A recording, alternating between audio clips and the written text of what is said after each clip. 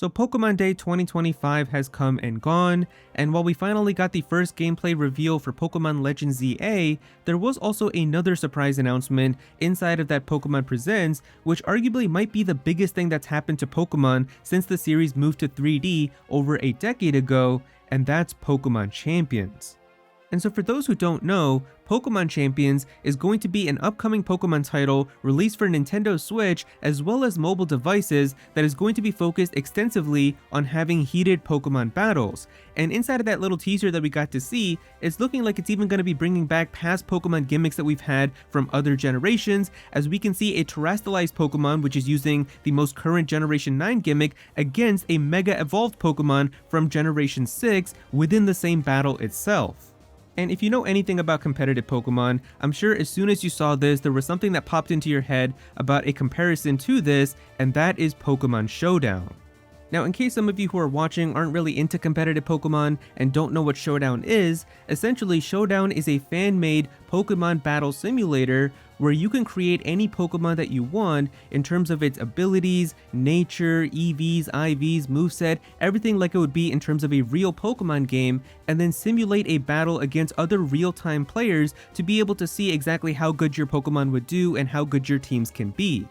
And Pokemon Showdown came out in 2011, and considering how over the years we have seen the Pokemon Company and Nintendo take down a lot of fan-made Pokemon projects and ROM hacks and mods and things like that, I'm sure some of you have wondered at least how Pokemon Showdown has managed to survive for this long, because clearly the Pokemon Company, Nintendo, and their legal team could easily put together a case about how Pokemon Showdown is like infringing Pokemon's copyrights by using these copyrighted Pokemon in their game or something like that. Like, there's definitely a case that they could make if they really wanted to shut down this program, yet it's been around for more than a decade. Why exactly is that?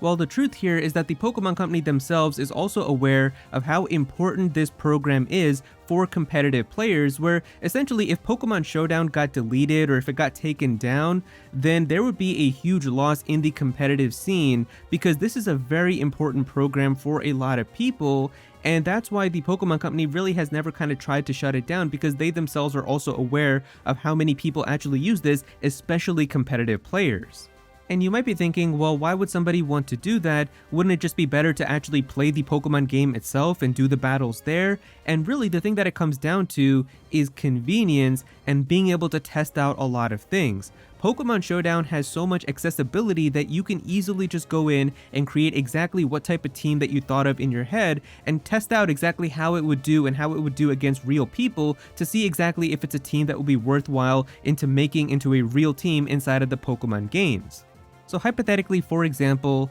let's say I wanted to make a Typhlosion, but a physical attacking Typhlosion. Now, its special attack stat is higher, so it usually is a special attacking Pokemon, but let's say I wanted to make a physical offensive Typhlosion to catch people off guard. If this is my idea now, I want to make Typhlosion have an adamant nature, I want to give it a choice scarf so that it's still outspeeding a lot of Pokemon, and then let's say I want to give it some really good physical attacking moves with type coverage like Flare Blitz, Zen Headbutt, Iron Head, and Shadow Claw. And then of course I'm going to be maximizing all of its EVs into its attack stat, also into its speed stat, so that it's going to be like a really good sweeping Pokemon that's going to be doing a lot of physical offensive damage. So if I wanted to create that Pokemon from scratch right now inside of Pokemon Scarlet and Violet, that's going to take a good couple of hours, maybe even days, to fully breed like a baby Cyndaquil, raise it all the way into a Typhlosion, get it to the level that I need for competitive play, EV train it so that it has maximum attack stat EVs,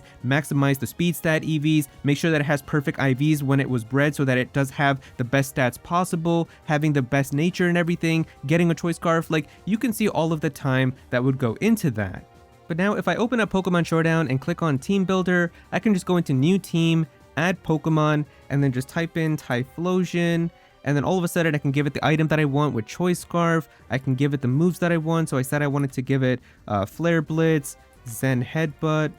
Iron Head, and then Shadow Claw. And then I can even go into the EVs right here and make sure that it has maximum attack EVs, maximum speed EVs, a little bit into HP here, and then make sure that it is an adamant nature so that it has the best possible attack. And you can see here within seconds, I was able to create that exact same Typhlosion, and so now I can even test this out against real people and see how this Typhlosion would do, if there's any moves that I would need to tweak, what I'm really going up against, and kind of modify it as I need to, and all of that can be done here in seconds, and it's very easy to test that out. So imagine how this would be now for an entire team. If you're like a VGC player and you want to test out an entire team of 6 Pokemon, you can create an entire team here in minutes and test it out and see how it would do, compared to like raising every single Pokemon inside of Pokemon Scarlet and Violet and then going into Wi-Fi battles to test it out there. Like, you can see how much time you would save by just using Pokemon Showdown, and that's why it is such an important piece of software. And so with Pokemon Champions now, it definitely seems like it's possible that the competitive scene could be moving to this Pokemon Champions game, and this is now what they're going to have at like Pokemon Worlds and Regionals and all of these competitive Pokemon tournaments, where they could have like a spectating mode inside of that game itself, but just all of the battles themselves and everything are going to take place inside of this new software. But if this is really going to be like a Pokemon battle simulator now for the Nintendo Switch on your phone, people are wondering, what does this mean for Pokemon Showdown? Is Pokemon Showdown actually going to get shut down now? Is Pokemon Company finally going to take action because of Pokemon Champions coming out? Or is it still going to have a use? And if you want my opinion, I still think that there's a likely possibility that Showdown is going to stay up, because I don't think that Pokemon Champions, unfortunately, is going to let you be able to create Pokemon from scratch like you can in Pokemon Showdown. They did say during the info for Pokemon Champions that in addition to the Pokemon that you can already get inside of Champions itself, you will also be able to connect to Pokemon Home and be able to bring in the Pokemon that you've already used on your travels with past Pokemon games and use them inside of Pokemon Champions as well. And even though Pokemon Champions is probably just going to be about having Pokemon battles, I'm not really expecting there to be like a campaign or a story or an adventure or anything. I still don't think that they're going to let you be able to create any Pokemon, because that kind of just goes against the whole idea and concept of Pokemon, where like if you could just generate a Charizard inside of Pokemon Champions and then have it be whatever natures and IVs and EVs and things that you want, it doesn't really make it seem kind of like how Pokemon is meant to be played. So even though like competitive players themselves don't really care about that type of stuff, I feel like just because of that reason itself, they're never going to be able to let you just spoof in Pokemon randomly, but I would love to be wrong. Honestly, I feel like the end goal here is that they're just going to be monetizing competitive battles even more, because now what they're going to make you do is you're going to have to buy the newest Pokemon games, you're going to have to buy the DLC and all of that, so that you can obtain the brand new Pokemon that you want to use in competitive battles. Then you're going to have a Pokemon Home subscription, so that you can actually bring those Pokemon from that game into Pokemon Home. Then you're going to have to buy Pokemon Champions, because that was already confirmed now to be a paid title. It is not going to be like a free-to-play game. You are going to have to pay for it. So even if it is like $40, $30, or $60 even, you're still going to have to pay for that software once. So now you're going to have to do that so that you can actually use that in competitive battles, and probably if that's going to be what they're going to use at like tournaments, you're going to have to bring that game to the tournaments and stuff now. So you'll have to buy that, and then you're also going to need to have a Nintendo Switch Online subscription so that you can actually play against people online. So essentially they're monetizing everything even more now, because there's even more softwares and things that you have to buy to be able to play competitive Pokemon.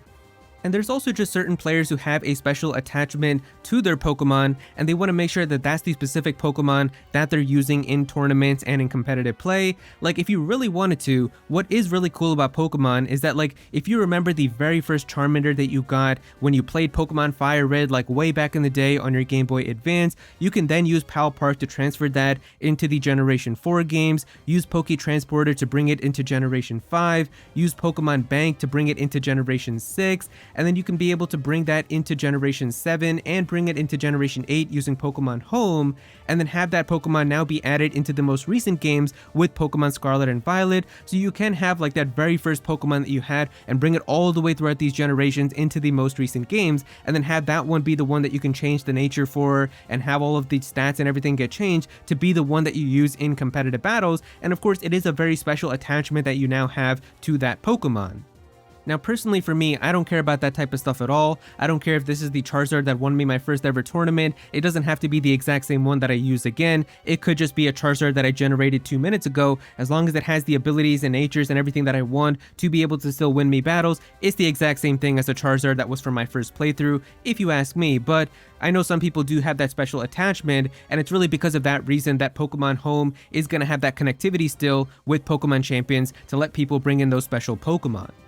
And so if Pokemon Champions doesn't have like that extreme customizability like Pokemon Showdown, where you can really customize exactly how you want your stats to be and the natures and the moves and everything, then Pokemon Showdown is still going to be very much important for the competitive scene, because you're basically still going to have to do all of your testing and everything there, and then just whatever team you decide to use as your final one, that's the one that you can then bring into Pokemon Champions. So nothing would really change except for just where your battles would take place. However, if Pokemon Champions does have that customizability where you can actually change a lot of the stats and things and really tweak your Pokemon to be exactly like how you want, and then test it out in real battles within Pokemon Champions itself, then I really don't see a reason anymore to use Pokemon Showdown. But like I said, I feel like they're never really going to let you just generate Pokemon from scratch, because it kind of just goes against the whole idea of catching Pokemon yourselves. But that's why I do feel like the perfect middle ground for this would to just be obtaining the Pokemon yourself legitimately, but then you can customize it to your heart's content inside of Pokemon Champions. I think this would be the perfect way to kind of do the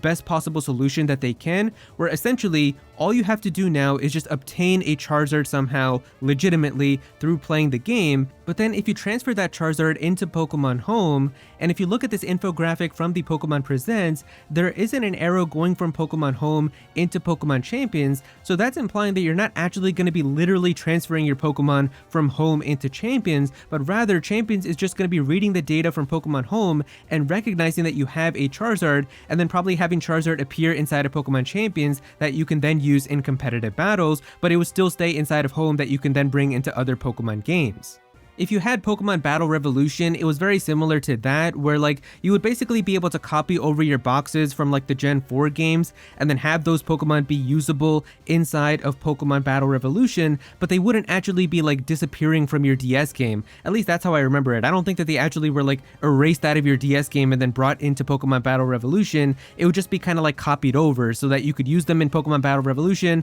but they would still stay inside of your DS games as well. And so that's why if they let you then copy your Pokemon from Pokemon Home into Pokemon Champions, but then in Champions, now you can have those Pokemon be customized with having exactly whatever EVs you want and what natures you want, what movesets you want and stuff like that, but it doesn't actually change the Pokemon itself inside of Pokemon Home, they've created the best Pokemon game of all time. Because that I feel like is the best solution to then no longer have to use Pokemon Showdown. All you really have to do is just get whatever Pokemon you want to use legitimately, which anybody can do. You can literally just catch the Pokemon in the wild and just evolve it. Like that's all you gotta do, and then you can bring it into Pokemon Champions and then tweak it to make it competitive ready. But will they actually let you do this? I'm not really sure, but it is going to be very interesting to see how exactly Pokemon Champions is going to work, and this is honestly one of the biggest things that's happened for the entire competitive scene in a very long time.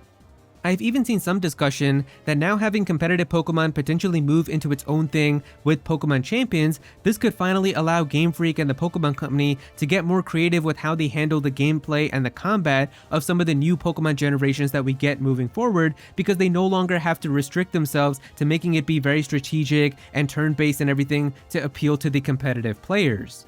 And while personally I would love to see new Pokemon games get some more real JRPG elements that we see in a lot of other games like Final Fantasy and Xenoblade and Fire Emblem and these other types of games, I don't think that Pokemon is really ever going to do that, because turn-based itself has become such a big staple for Pokemon itself, and so many just like normal players and casual players and kids can really easily get the grasp of it and be able to play the game that way, that I feel like they're never going to do like a true departure from having that type of gameplay in terms of a new generation. Of course, I would love to be wrong, like I said, and I do feel like that the way that they're kind of doing that right now is just by having these Legends games, because we even saw now with how we saw in Pokemon Legends ZA, the battles aren't actually going to be turn-based inside of the game, but they're actually going to be real-time combat where you're going to have your moves charge up and you're going to be able to use attacks like that, and it's not going to be turn-based at all. And I feel like these Legends games are just going to be how they're going to appeal to that audience who wants to play games like that, but the newer generations are still going to play it very safe and just have the traditional battles like we're used to.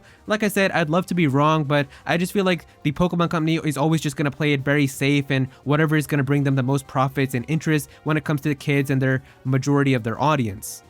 But regardless, Pokemon Champions is one of the biggest things that's looking to be happening for Pokemon in a very long time, so I am very much excited to see exactly how they're going to take this and how customizable it's going to be, and really the direction that it's going to go for Pokemon and what everything is going to be like moving forward, especially with an entire new generation of Pokemon on the Nintendo Switch 2 just around the corner. It should be very exciting. There is definitely some very exciting times to be a Pokemon fan up ahead, especially with the 10th generation just around the corner for Pokemon's 30th anniversary next year. It is all just going to be a very exciting time. So yeah, if you guys enjoyed the video, definitely be sure to click that like button and also subscribe to the channel as well. I'm definitely gonna have some more videos talking about Pokemon, so be sure to subscribe so you don't miss out on that. Comment down below and let me know what you think about all of this. How do you think that Pokemon Champions is going to work? Do you think that it's going to end Pokemon Showdown? How do you feel about all of that? And how do you feel about the possibility of new generations potentially getting some more changes now if the competitive scene is going to be moving to Champions? Definitely be sure to comment down below and let me know.